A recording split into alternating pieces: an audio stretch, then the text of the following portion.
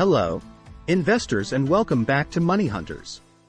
Today, we're going to unravel the exciting world of IPOs, or initial public offerings, and guide you through the process of investing in them. IPOs offer a chance to invest in companies right when they go public. So, if you're intrigued by this investment avenue, make sure to hit that subscribe button and ring the notification bell so you never miss our financial insights. Let's get started. Number 1. Understanding IPOs. Before we dive into investing in IPOs, let's first understand what they are. An IPO is when a privately held company decides to go public by offering its shares to the general public for the first time. It's a major milestone for a company and gives investors like you and me a chance to buy a stake in it. Number 2. The IPO process. The IPO process involves several steps. First, the company hires an investment bank to underwrite the offering.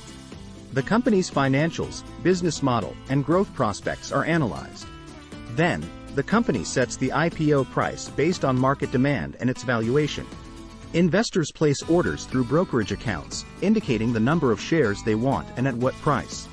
Once the IPO date arrives, the company's shares start trading on the stock exchange, and that's when the public can start buying and selling. Number 3. Researching the IPO. Investing in an IPO requires thorough research. You need to analyze the company's financial health, competitive landscape, growth potential, and the reasons behind going public. The prospectus, a document filed with regulatory bodies, contains valuable information about the company's operations and risks. Remember, not all IPOs are winners. While some IPOs skyrocket, others might stumble. So, be sure to diversify your investments and not put all your eggs in one basket.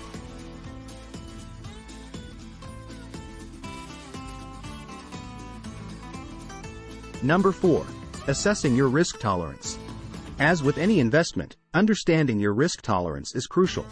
IPOs can be more volatile in the initial days of trading, so if you're uncomfortable with sudden price swings, consider waiting until the stock settles before investing. Number 5. Opening a brokerage account. To invest in an IPO, you need a brokerage account. If you don't have one yet, don't worry. Opening a brokerage account is relatively simple. Just choose a reputable brokerage platform, complete the necessary paperwork, and fund your account. Most major brokerages offer IPO access to their customers. The best brokerage accounts link is in the description box. Click below or apply my referral code to get more benefits. Keep in mind that some brokerages might have eligibility criteria or minimum investment requirements for participating in certain IPOs. Number 6. Participating in an IPO. When the IPO you're interested in becomes available, you'll need to place an order through your brokerage account. You can choose the number of shares you want and the price you're willing to pay. Just remember that there's no guarantee you'll get all the shares you want, especially if demand is high. Number 7. Post-IPO trading. Once the IPO shares start trading, you have the option to hold onto them or sell them. Some investors take advantage of potential price fluctuations in the early days, while others adopt a long-term approach. Remember that every investor's strategy is unique. In conclusion, investing in IPOs can be an exciting way to become part of a company's growth journey from the very beginning. But it's important to approach it with research, patience, and a clear understanding of your risk tolerance. As always, be sure to consult with financial advisors if you're unsure about any aspect of investing in IPOs. Thank you for joining us today.